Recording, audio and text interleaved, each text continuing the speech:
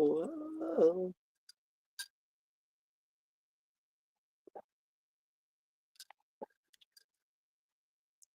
Hello, everybody. This is Breaking the Cage, and I am Shaman Bells, Michelle Espinosa. And this is for the week of March 2nd through the 8th. Now, there's a lot to talk about. And it really is a powerful time in manifestation, a powerful time in healing. But this has got some super trickery going on with it, okay? There's a lot for you to understand right now. When I was making the little meme picture or whatever for this week's episode, I called this week delusional healing or delusional health. And that's because what we're looking at, we really have to start reflecting and getting into where we're still programmed delusionally in the idea of what health and healing is. But before I get into all of that, and before I get into, what I'm being told and channeling from the energy and source and what I'm reading from the astrology and looking at the blueprint and getting into all of this perspectives, I want to throw out there, don't forget, you have eclipse season right around the corner. Not even right around the corner. And what, 2 weeks is the first lunar eclipse, and it's the first total lunar eclipse we've seen in 3 years. So you're reflecting on the last 3 years, okay, of change and just how far we have moved since that has taken place over those last 3 years. But you also have the equinox coming in at this time. You have Venus that has just moved into didn't just move into Aries. Venus just went retrograde. And while it goes retrograde for the first half of the month, it's still here in Aries.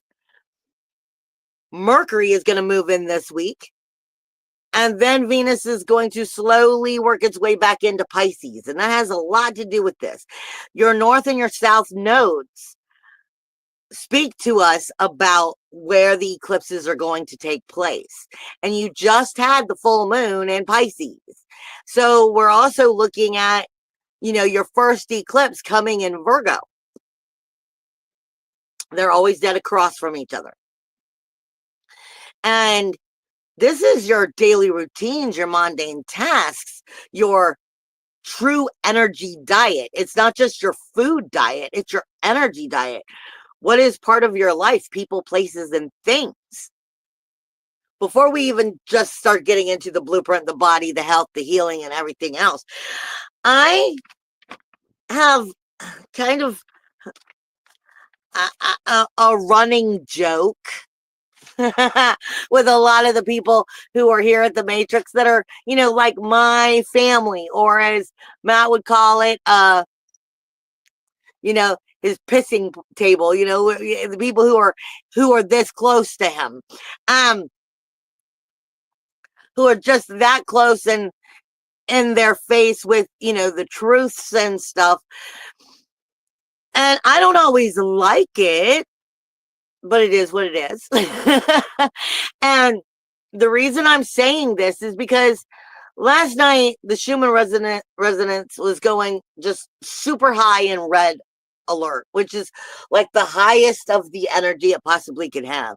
And during this time, I wasn't aware of what the Schumann was doing at the time, but I was doing a little bit of my own personal work with my higher self and source and stuff along that line, and reflecting and evaluating on my own self when this came forward. And that's why I'm sharing it with you, because, as the man would put it, in his pissing circle, the people who are up close to him and whatnot. A lot of our family tribe members here at the Matrix tend to pick on me with love, but they're like, you're kind of like the drill sergeant of spirituality, of soulfulness, and so forth like that.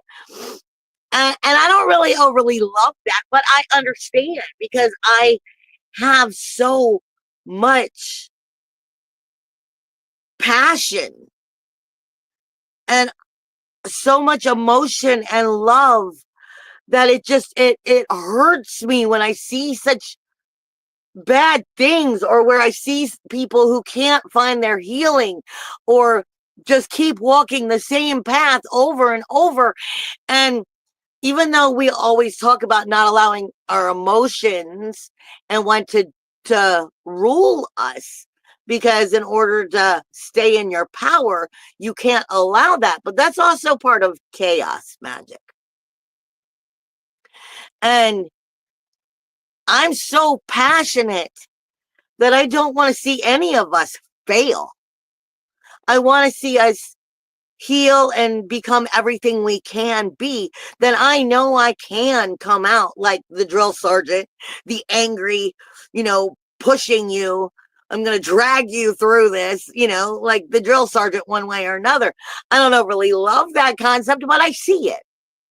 And with that, when I was going through my little moment of reflection and dealing with source and whatnot yesterday, I was like, sometimes I really just wonder, this is my messed up head. Sometimes I really just wonder, I'm like, was I brought back to maybe love less? To care less? So that I can learn to be in that power better? And see, we always talk about love. Love always being the answer. Unconditional love. But see, humans have a problem. We think we grasp love. We think we grasp unconditional ideas of love. But we're still so far from truly getting it right. And what truthfully healthy healing is. Because what they came back to me was with, oh, honey. And when you get the beginning of, oh, honey, that's like, bless your heart, when spirit's coming back, source is coming back, and your guides are coming back with that, oh, honey. And what they were giving me is, your love comes with equal measure of anguish. Wow. It's not that I mean to be sitting in suffering. It's just we're programmed for it. Not all of us. Some of us have different levels of anxiety and anguish and shame and guilt and grief and sorrow that have buried underneath of this all. And this is why I wanted to call this week, after what I was dealing with on my own personal level with spirit, delusional healing. Because, I mean, look at Big Pharma alone. I mean, you're not watching this show today or listening to it if it's on iHeart or wherever, if you're not already at least somewhat awake. You're not going to waste your time with this if you're not already awake or coming into the comprehension of the truth, okay, that they've been trying to keep from us for so long. I mean, you're already aware how Big Pharma really don't give a shit about you, and all they want is your money, money, money. And we don't truly promote healing. we promote Band-Aids. Let's Band-Aid this illness with this pill or this medication, but we're not really healing anything, or we're actually in some cases making the health worse over a slow amount of time while we take all of your money.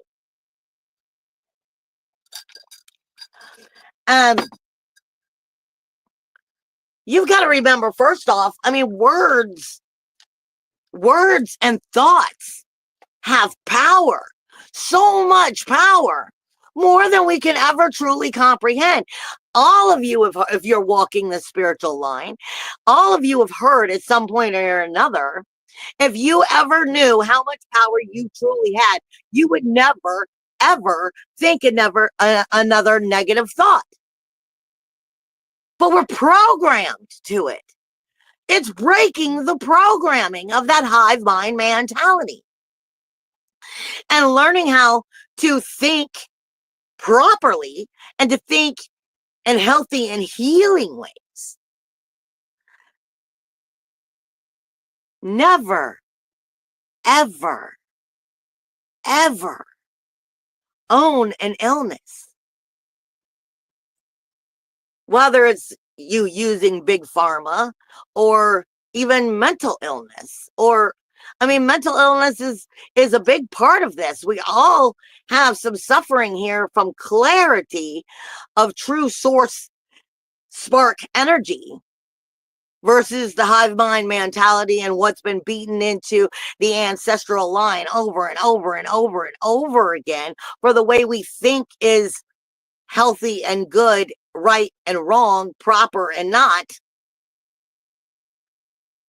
But the moment you start believing, you start owning an illness, even for a fragment, the harder you've got to backtrack to break that owning.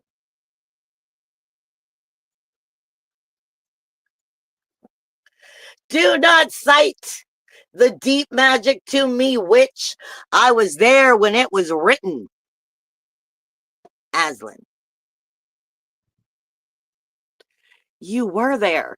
You were part of source. You were part of the everlasting moment of the eclipsing breath of existence.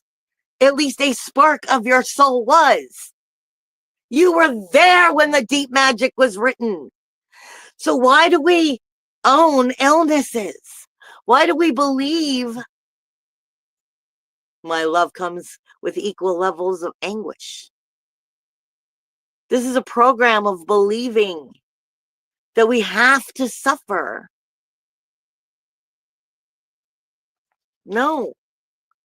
We get in the idea of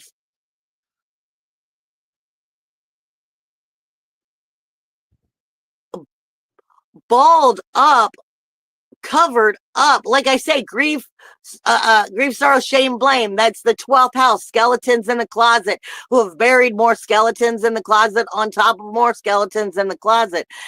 There is something everybody has done that they still carry a piece of grief for, that they still have a piece of shame for within them, that they're trying to forgive themselves for, that is so hidden deep within us.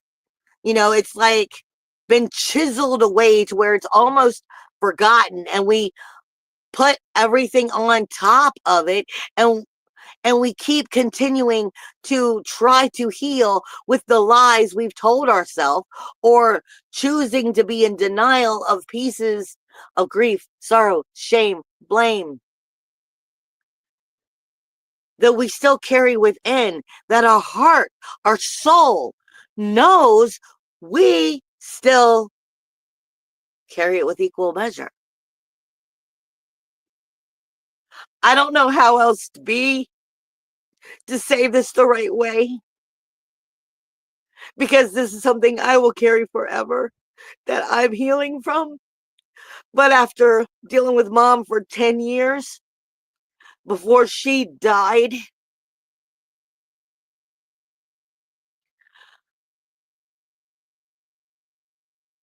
the amount of trauma that went on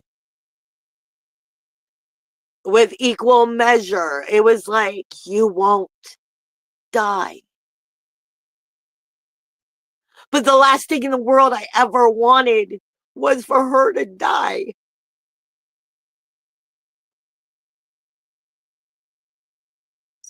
But what I'm trying to get at is, that's a piece of that human, nasty ego eating away your inner demons that make you carry things that you got no business carrying. The reason we don't come into power with our magic, with our true source energy, is because of that inner head, that inner ego, that inner demon, that inner negativity that keeps you from believing you are worthy. You know what? I was a human going through some rough shit, and some of those were just difficult times of what humans go through. You don't have to. I don't have to feel horrible and keep myself beaten down because of what thoughts crossed my mind. This is what I'm trying to get at. The deep shit that keeps us delusional from truly being any and all that we are. In shamanism, when I speak with my clients a lot of the times, one of the things I'm talking about is all illnesses come from that ego, that mind, that illness of that hive mind mentality, and thinking things are acceptable when they're not, where we've been programmed to believe unhealthy, healthy ideas. Such perfect example. We have a problem with enabling, like mama's boy. I call this all the time mama's boy syndrome. When I'm dealing with somebody, we love so much that we are preventing true love. Our ego gets in the way sometimes. This is what I explain when I say mama's boy syndrome a lot of times to my clients, is every baby has to grow from crawling to walking, and we all fall on our bums sometimes. Sometimes mama's boy syndrome is mama holding on like Big Bear and wanting to take care of every little last thing, instead of truly allowing their baby as a bird to try to fly from the nest and sometimes fall and get hurt. You don't want the ones you love to get hurt. But that's the fickle, magical twist of healing. I say this a lot of times also when I'm dealing with not Libras, but the Libra energy, in the idea of Libras are all about harmony, balance, and justice. They're the scales. But you've got to pick a side. You can't create harmony in areas where harmony is not meant to be. By that, you're enabling a situation. You're giving power to the unhealthy energy to continue. Therefore, preventing the lesson to take place.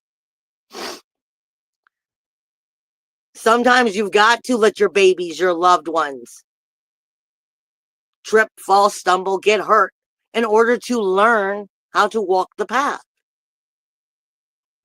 We have to stop enabling healing, enabling what we tell ourselves, the thoughts and the patterns that are unhealthy, and actually start making this healing come into play.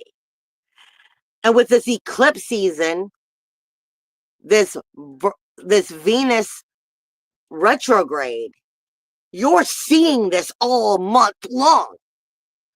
I say a lot of times, I swear I started and I kind of got offbeat. A lot of times with my shaman one-on-one classes, not classes, but sessions that I have with clients, I'll remind them a lot of times, in order to ever heal anything, you have to get all the way back to the root. And I use a tree as an example. I mean, if you cut down a tree, you cut off the trunk of the tree, you're going to have just this stump there, which over time are going to start creating new branches, and it'll start growing tall again into a full-fledged tree. Years and years and years, but over time it back builds. The only way to remove something from growing back is to rip it out of its source. You have to literally pull the tree, the roots, everything out of the ground, snap it free. Allow it to dry and wither and die in order for it to not grow back. If there's any roots in the ground, it's going to regrow back. In order for us to get deep into truly finding all delusional perspectives of where we're not healing, where we keep ourselves from being able to sight the deep magic, you've got to get willing to get past the idea of shadow work. We're not doing shadow work. We're doing source creation work. We're doing soul work. We're doing oneness work. We're getting to flame on. We've got to get deep enough with the depths of our delusional ideas of where we misunderstand unconditional love, where we enable it, where we are creating preventative healing, prevent and healing. I know the idea we use is we're using preventative, meaning we're stopping it in its tracks. But when you put the words together, really, you're preventing healing. We got to snap the root out, people.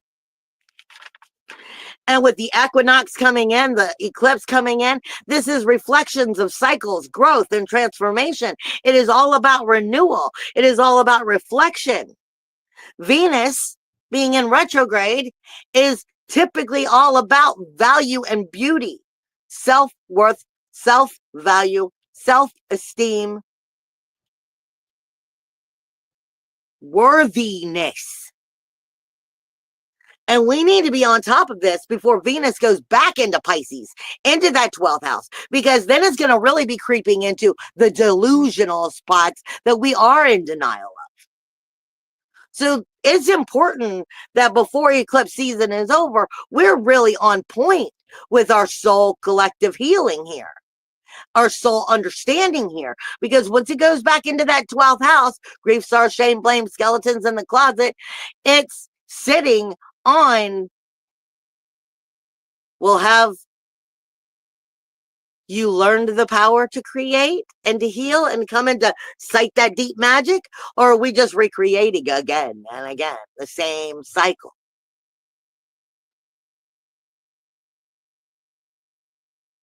Embrace the change, not to mention your full lunar eclipse, which I said is a reflection of the last 3 years. That's going to take place directly across from Saturn, the Sun, and Nessus, and the north node.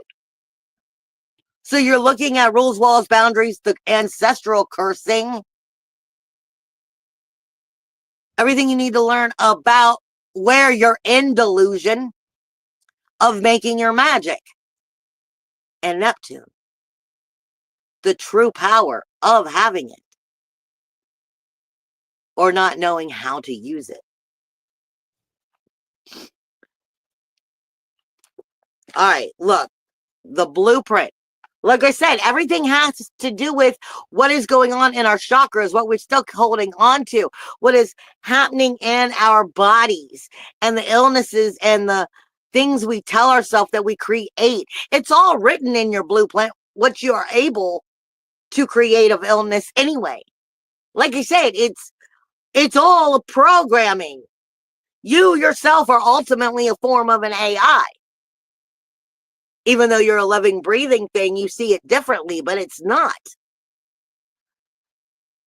It's in your programming of your blueprint from the moment you were born, where your planetary energies are, how that speaks to each one of your organs, and what is capable for you creating an illness versus what you actually do. Like I said, the moment you own it, the harder it is to clean that vessel. You have Mercury, which is going to be moving into Aries this week, and it's going to be going across the brain, the midbrain, and going right up into the third eye. So how you are communicating with yourself and next week is incredibly important. Unhealthy or unhealthy, especially if you're hearing the chattering from a negative perspective. This is a lesson in learning how to stop enabling your own healing, your own health. Venus is literally on the eyes. What do you identify with? And how are you identifying with it? And why are you identifying with it? Venus is love. Most people will say, I disagree. Venus is all about your sensitivity. What is good for you? What is bad for you? What betrayed you and hurt you? What makes you feel comfortable to charm your way into the next situation? Venus is telling you why you're feeling that way. She's your sensitivity. You have Chiron, the wounded healer, which is still on the hyoid, which is still right here in the throat, which has everything to do with your breathing. Your Taurus is your Uranus right now, and this is still your teeth. Your teeth, your ability to breathe in energy. Okay, your hyoid is your throat. Your teeth is how you're speaking. But your teeth also connect with every single chakra and organ in the body. So it is breathing energy literally into those organs according to what you are connecting with. And how and why are you connecting it that way? And that's just your throat chakra, more or less zeal point, and your third eye and crown. What is going on in this? Jupiter is on the trachea, which has everything to do with the passageway of your oxygen and your health and your healing. Because without oxygen, there is no life. How much carbon dioxide are you breathing in? Unhealthy energies. And directly speaking of your lungs, this is also coming into Gemini and heart energy. So we're getting into heart and solar plexus, technically. Jupiter, everything Jupiter touches, it amplifies. And it's literally on the ability to breathe through the trachea, speak your truth. And what are you breathing in? Are you breathing in your truth or another delusional lie? How are your eyes and your third eye working together? Mars is on your pancreas. Mars is moving slower than a lot of energies, but not all of them. But it's on the pancreas right now. So we're basically getting into sacral chakra and solar plexus energy. And this is your relationships and your power. And this is all about what I was just saying about what it's your energy diet of what you're breathing in, what you're taking in. It's not just your food, but we also have to look at the fact the pancreas has a lot to do with people who have diabetes and illnesses in this form. So are we still looking at big pharma to heal everything? Or are we learning the natural, healthy ways of going about doing things?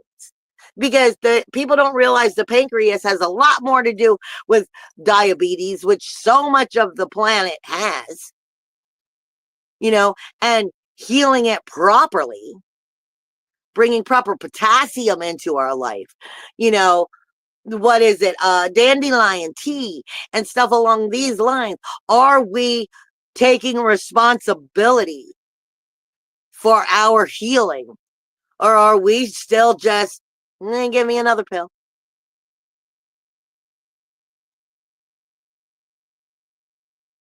We have to really look at the depths here of where we stand. You have the Sun, Saturn, Nessus, and the North Node, and Sirius all in Pisces. That's a shit ton of energy for your eclipse to be going against. Grief, sorrow, shame, blame, skeletons in the closet, boundaries, ancestral denial, and reoccurring unhealed energies. Karma, threefold, nurturing, neglecting. All of this is fighting what your daily routine is, your daily energy diet, your daily energy beliefs.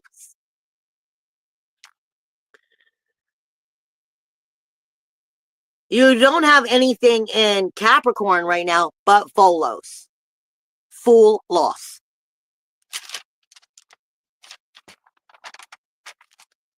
Will you be a fool and lose again to the outer world? And that's also speaking in your knees about jealousy, inadequacy, inferiority. The moon this week is going to be moving through Aries, Taurus, Gemini, and Cancer. So your upper chakras, basically, and what and how you're breathing it all in. You have Mars this week, which is not getting along with Chiron, Lilith, or Jupiter. It's a straight conversation. Mars is that enabling energy right now. It is fire and water. It is fire, the warrior, and the nurturing mother.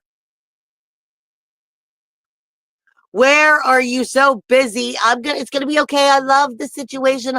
I love you. Let me pamper it. That you're avoiding healing inner emotional security by mothering it, enabling it.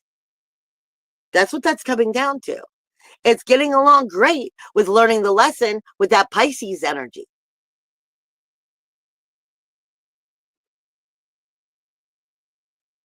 The deep magic is already in you. Their source is in you. Believing and finding it and stepping back into it is something we're learning to truly do.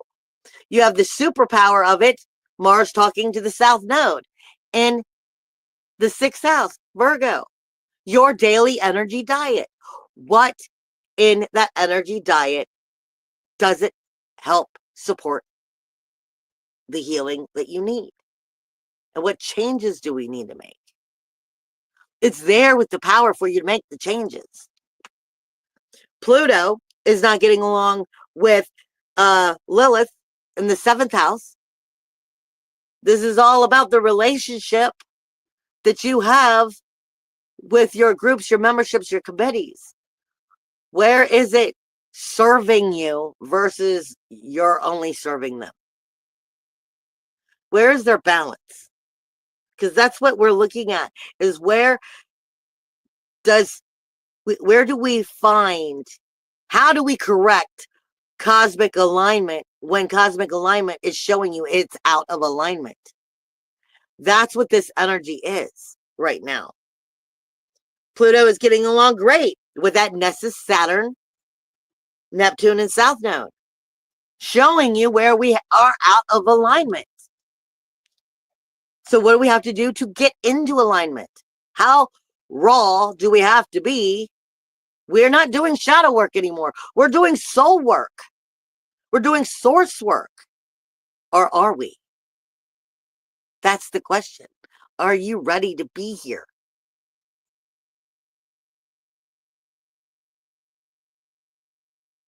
Mercury is having a superpower with Jupiter all week. Jupiter, no matter what it talks to, Jupiter is in Gemini. It is your communication, up close and personal in your life, abundantly showing itself. And Mercury with Venus in retrograde, all here in Aries and Chiron, the wounded healer identifying the characters of the wounded and how to communicate properly. This is an aggressive moment of healing. Uranus is not getting along with that Venus or Mercury, independently identifying where we're keeping ourselves from being liberated. The South Node is giving you a superpower over to Mars. South Node. Your mundane daily routines, your energy diet is talking about where does it support that inner emotional security? Where is your fire and your water? Balanced. It is getting along with Pluto and Uranus, finding out who you are and bringing it to the world. But do you have the courage to do it? I love you guys. It's time to snap that shit free. Snap the root out. But you have to be willing to see where the roots are still connected that you're not identifying with, so that you can snap it out and you don't have to identify with it again. Ultimately, changing your timelines. I love you guys. I will see you next week. Bye.